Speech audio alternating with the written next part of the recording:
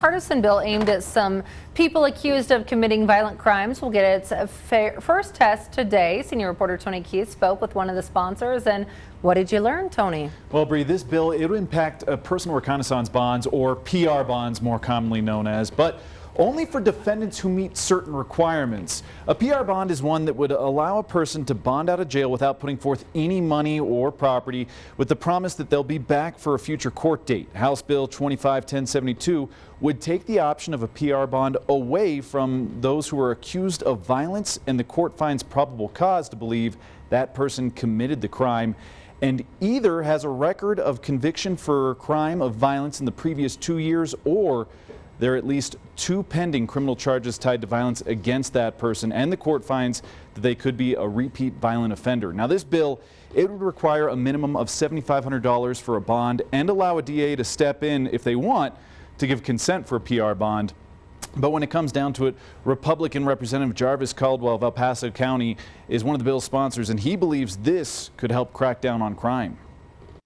That's the big thing, is putting people in front of a judge before they just walk right out of jail after committing a violent crime.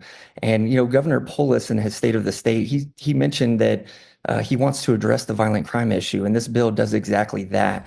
Now, the Colorado Freedom Fund opposes this bill, saying in part, quote, "This bill would reinstate mandatory minimum cash bonds that were repealed in 2013, ensure pretrial jailing for people who are poor, and undermine the constitutional presumption of innocence, all without improving public safety." I'm told by Caldwell that they plan to bring forth an amendment to remove the minimum bond amount of $7,500 based on feedback from DAs. The bill is scheduled to be heard by the Judiciary Committee this afternoon. Back to you, Bree. Well, that bill's sponsor does tell us a double murder case in Colorado put the spotlight back on this proposed legislation. And you may remember the 2 people that were stabbed to death along Denver's 16th Street Mall in January.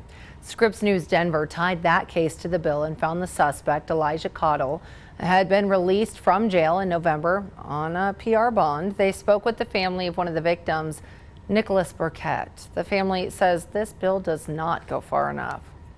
It feels like a futile attempt to do something. I mean, with a bondsman, $7,500 doesn't really mean anything. And the only person that stops is a homeless person. Cottle's next court hearing, it is scheduled for May. Coming up,